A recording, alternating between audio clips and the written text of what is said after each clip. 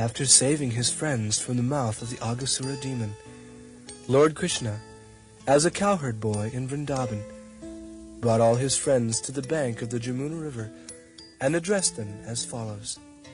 My dear friends, just see how this spot is very nice for taking lunch and playing on the soft sandy riverbank. You can see how the lotus flowers in the water are beautifully blooming and how they distribute their fragrance all around. The chirping of the birds, along with the cooing of the peacocks, surrounded by the whispering of the leaves in the trees, combine and present sound vibrations that echo one another. And this just enriches the beautiful scenery created by the trees here. Let us have our lunch in this spot, because it is already late and we are feeling hungry. Let the calves remain near us and let them drink water from the Jamuna. While we engage in our lunch taking, the calves may engage in eating the soft grasses that are here in this spot. On hearing this proposal from Krishna, all the boys became very glad, for they were certainly happy to eat lunch with Krishna. Oh, certainly we can take our lunch to a wonderful place with the trees and by the riverbank. Let's use the calves to eat the soft grass. Sitting down on the ground and keeping Krishna in the center, they began to open their different boxes brought from home. Lord Sri Krishna was seated in the center of the circle, and all the boys kept their faces toward him. They ate and constantly enjoyed seeing the Lord face to face. Krishna appeared to be the whorl of a lotus flower, and the boys surrounding him appeared to be its different petals. The boys collected flowers, leaves of flowers, and barks from the trees, and placed them under their different boxes, and thus they began to eat their lunch, keeping company with Krishna.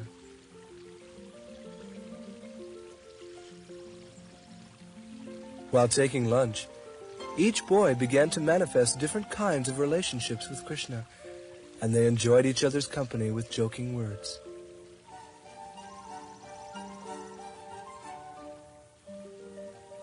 While thus enjoying lunch with his friends, Lord Krishna's flute was pushed within his belt, and his bugle and cane were pushed on the left-hand side of his cloth. He was holding a lump of foodstuff, prepared with yogurt, butter, rice, and pieces of fruit salad in his left palm, which could very easily be seen through his petal-like finger joints. The Supreme Personality of Godhead, who accepts the results of all great sacrifices, was laughing and joking, enjoying lunch with his friends in Vrindavan. And thus, the scene was being observed by the demigods from heaven. As for the boys, they were simply enjoying the transcendental bliss in the company of the Supreme Personality of Godhead. At that time, the calves that were pasturing nearby entered deep into the forest, allured by new grasses, and gradually they went out of sight. When the boys saw that the calves were not nearby, they became afraid for their safety, and they immediately cried out in dismay. Out of his great affection, Krishna did not want his friends to give up their pleasing lunch engagement and go searching for the calves. My dear friends, you needn't interrupt your lunch. Go on enjoying. I will go personally to find the calves. Thus, Lord Krishna immediately started to search out the calves in the mountains, caves, and bushes. He searched all the mountain holes and in the forests, but nowhere could he find them. At the time when the Aghasura demon was killed, and the demigods were looking on the incident with great surprise, Brahma, who was known as the highest being and creator of this material universe, under the direction of the Supreme, also came to see. He was surprised at how a little boy like Krishna could act so wonderfully. Although he was informed that the little cowherd boy was the Supreme Personality of Godhead, he wanted to see more glorified pastimes of the Lord, And so he stole all the calves and the cowherd boys and took them to a different place. Lord Krishna, therefore, in spite of searching all over for the calves, could not find them. And he even lost his boyfriends on the bank of the Jamuna River, where they had been taking their lunch. In the form of a cowherd boy, Lord Krishna was very small in comparison to Brahma. But because he is the Supreme Personality of Godhead, he could immediately understand that all the calves and boys had been stolen by Brahma. Brahma has taken away all the boys and calves. How can I return alone to Vrindavan? The mothers of my friends will be upset and will be aggrieved. Therefore, in order to satisfy the mothers of his friends, as well as to convince Brahma of the supremacy of the personality of Godhead, he immediately expanded himself as all the cowherd boys and all the calves. In the Vedas, it is said that the Supreme Personality of Godhead expands himself in so many living entities by his energy. Therefore, it is not very difficult for him to expand himself again into so many boys and calves. He expanded himself to become exactly like the boys, who are all of different features, facial and bodily construction, and who are different in their clothing and ornaments, and in their behavior and personal activities. In other words, everyone has different tastes. Being individual soul, each person has entirely different activities and behavior. Yet, Krishna exactly expanded himself into all the different positions of the individual boys. He also became the calves, who were also of different sizes, colors, and activities. This is possible because everything is an expansion of Krishna's energy. Whatever we actually see in the cosmic manifestation, be it matter or the activities of the living entities, is simply an expansion of the energies of the Lord, just as heat and light are the different expansions of fire. Thus expanding himself as all the boys and calves in the individual capacities, and surrounded by such expansions of himself, Krishna entered the village of Vrindavan. The residents had no knowledge of what had happened, and after entering the village of Vrindavan, all the calves entered their respective cowsheds, and the boys also went to their respective mothers and homes. All the boys began to deal with their mothers as usual, and the mothers also, on the approach of evening, began to bathe their respective children, decorating them with tilak and ornaments, and giving them necessary food after the day's labor. Actually, the elderly gopis' affection for the boys causelessly increased. Their affection increased naturally, even though the boys were not really their offspring. Although the elderly gopis of Vrindavan had greater affection for Krishna than for their own offspring, after this incident, their affection for their own offspring increased exactly as it did for Krishna. For 1 year continually, Krishna expanded himself as the calves and the cowherd boys, and was present in the pasturing ground.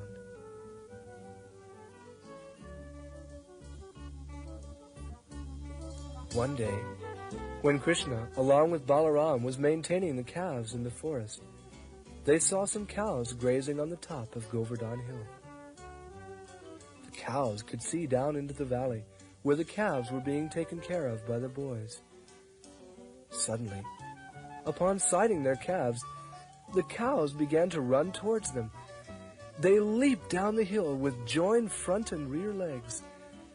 The cows were so melted with affection for their calves that they did not care about the rough path from the top of Govardhan Hill down to the pasturing ground. They began to approach their calves with milk bags full of milk, and they raised their tails upwards. When they were coming down the hill, Their milk bags were pouring milk on the ground out of intense maternal affection for the calves, although they were not really their own calves. These cows had their own calves in a different place, and the calves that were grazing beneath Govardhan Hill were larger. They were not expected to drink milk directly from the milk bag, but they were satisfied with the grass. Yet, all the cows came immediately and began to lick their bodies, and the calves also began to suck the milk from the milk bags. There appeared to be a great bondage of affection between the cows and calves. When the cows were running down from the top of Govardhan Hill, the men who were taking care of them tried to stop them. The elderly cows were usually taken care of by the men, and the calves are taken care of by the boys. And as far as possible, the calves are kept separate from the cows, so that the calves do not drink all the available milk. Therefore, the men who were taking care of the cows on Govardhan Hill tried to stop them from running to the calves, but they failed. And baffled by their failure, they were feeling ashamed and angry. They were very unhappy. But when they came down and saw their children taking care of the calves, they all of a sudden became very affectionate towards their children. It was very astonishing. Although the men came down disappointed, baffled, and angry, as soon as they saw their own children, their hearts melted in great affection. At once their anger, dissatisfaction, and unhappiness disappeared. They began to show great paternal love for their children, and with great affection they lifted them in their arms and embraced them. They began to enjoy the company of their children with great happiness. After embracing their children, the men again took the cows back to the top of Govardhan Hill. Along the way, they began to think of their children, and affectionate tears fell from their eyes.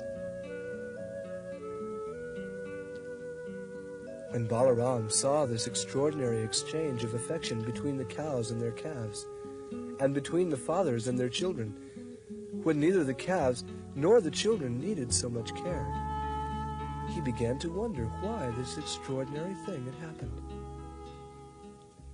Balaram inquired from Krishna about the actual situation. What is the mystery of this situation? Where have the other cows and boys gone to? And why are you expanding yourself as the cows, calves, and boys? Will you kindly tell me what is the cause? At the request of Balaram, Krishna briefly explained the whole situation, how the calves and boys were stolen by Brahma, and how he was concealing the incident by expanding himself so the people would not know the original calves, cows, and boys were missing.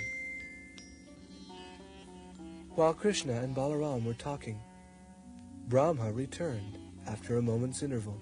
According to his reckoning of time, 1 moment of Brahma is equal to 1 year of our solar calculation.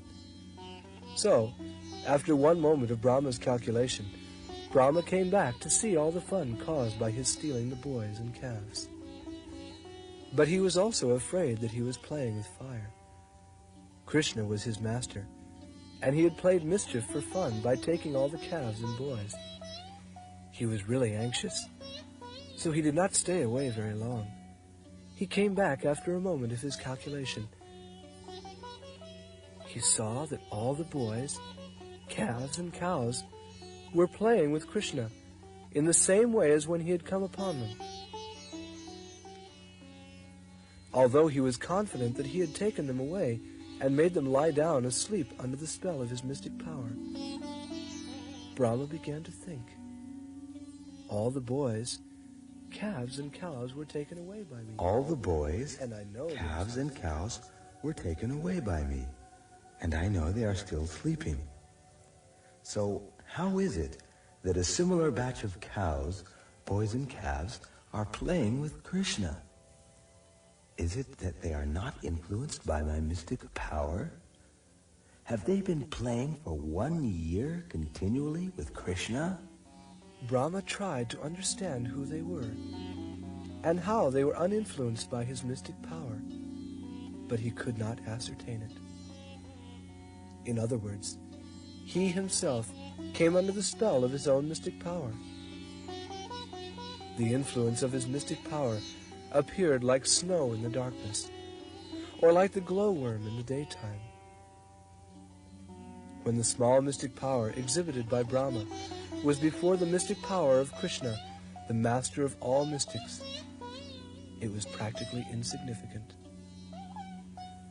When a man of small mystic power wants to show potency in the presence of a greater mystic power, he diminishes his own influence. Even a great personality like Brahma, when he wanted to show his mystic power before Krishna, became ludicrous. Brahma was thus confused about his own mystical power. In order to convince Brahma that all those cows, calves, and boys who were playing with Krishna were not the original ones, Krishna transformed them into Vishnu forms. Actually, the original ones were sleeping under the spell of Brahma's mystical power. But the present ones, seen by Brahma, were all immediate expansions of Krishna, or Vishnu. Vishnu is the expansion of Krishna, so the Vishnu forms appeared before Brahma. All the Vishnu forms were of bluish color and dressed in yellow garments. All of them had 4 hands decorated with club, disc, lotus flower, and conch shell. On their heads were glittering golden jeweled helmets. They were bedecked with pearls and earrings and garlanded with beautiful flowers. On their chest was the mark of Srivatsa. Their arms were decorated with armlets and jewelry. Their necks were smooth. Their legs were decorated with bells, and their waists were decorated with golden bells, and their fingers decorated with jeweled rings. Brahma also saw that upon the whole body of Lord Vishnu, fresh tulsi buds were thrown, beginning from his lotus feet up to the top of his head. Another significant feature of the Vishnu forms was that all of them were looking transcendently beautiful. Their smiling resembled the moonshine, and their glancing resembled the early rising of the sun. After this manifestation of Lord Vishnu, Brahma saw that many other Brahmas, Shivas, and demigods, and even insignificant living entities down to the very ants, and the small straws, all movable and immovable living entities, were dancing, surrounding Lord Vishnu. Their dancing was accompanied by various kinds of music, and all of them were worshipping Lord Vishnu. All the mystic powers of Brahma, Shiva, and all the demigods, and the 24 elements of cosmic manifestation were fully represented in the person of Vishnu. By the influence of Lord Vishnu, all the subordinate mystic powers were engaged in his worship. He was being worshipped by time, by space and cosmic manifestation, by reformation, desire, activity, and the 3 qualities of material nature. Lord Vishnu is the reservoir of all truth, knowledge, and bliss. He is the combination of the 3 transcendental features, and he is the object of worship by the followers of the Upanishads. When Brahma was thus standing, baffled in his limited power and conscious of his limited activities within the 11 senses, he could at least realize that he was also a creation of the material energy, just like a puppet. As a puppet has no independent power to dance, but dances according to the direction of the puppet master, so the demigods and living entities are all subordinate to the Supreme Personality of Godhead. The only master is Krishna, and all others are servants. The whole world is under the waves of the material spell, and beings are floating like straws in the water. So their struggle for existence is continuing. But as soon as one becomes conscious that he is the eternal servant of the Supreme Personality of Godhead, this Maya, or illusory struggle for existence, is immediately stopped. Krishna took compassion upon Brahma's inability to see even how he was displaying the force of Vishnu in transferring himself into the cows and cowherd boys. And thus, while fully manifesting the Vishnu expansion, he suddenly pulled his curtain of Yoga Maya over the scene. In the Bhagavad Gita, it is said that the Supreme Personality of Godhead is not visible due to the curtain spread by Yoga Maya. That which covers reality is Mahamaya, or the external energy, which does not allow a conditioned soul to understand the Supreme Personality of Godhead beyond the cosmic manifestation. But the energy which partially manifests the Supreme Personality of Godhead and partially does not allow one to see is called Yoga Maya. Brahma is not an ordinary conditioned soul.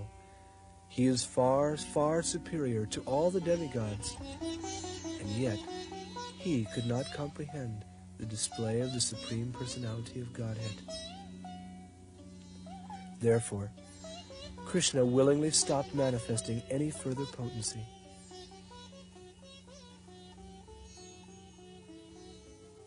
When Brahma was relieved from his perplexity, he appeared to be awakened from an almost death-like state, and he began to open his eyes with great difficulty. Thus, he could see the eternal cosmic manifestation with common eyes. He saw all around him the super-excellent view of Vrindavan, full with trees, which is the source of life for all living entities.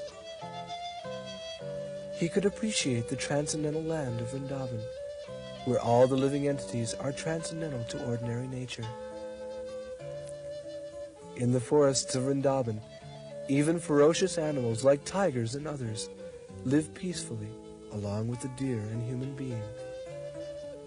He could understand that because of the presence of the Supreme Personality of Godhead in Vrindavan, that place is transcendental to all other places, and there is no lust and greed there.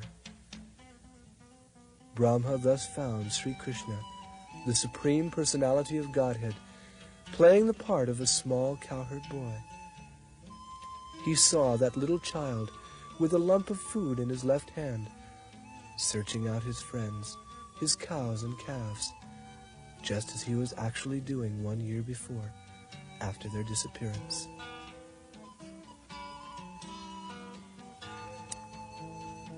Immediately Brahma descended on his great swan carrier and fell down before the Lord, just like a golden stick. All the 4 helmets on the heads of Brahma touched the lotus feet of Krishna.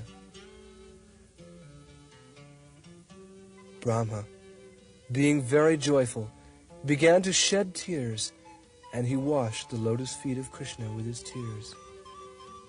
Repeatedly he fell and rose as he recalled the wonderful activities of the Lord. After repeating obeisances for a long time, Brahma stood up and smeared his hands over his eyes. Seeing the Lord before him, he, trembling, offered prayers with great respect, humility, and attention. For one who is on the platform of Krishna consciousness, Vaikuntha, or the spiritual world, is not very far away. He does not live in this material world where there is danger at every step. In this way, Krishna consciousness has been fully explained by the great acharyas and spiritual masters. these descriptions of Lord Krishna's pastimes with his boyfriends. He is eating with them on the bank of the Jamuna River, and Lord Brahma's prayers unto him are all transcendental subject matters. Anyone who hears, recites, or chants them certainly gets all his spiritual desires fulfilled.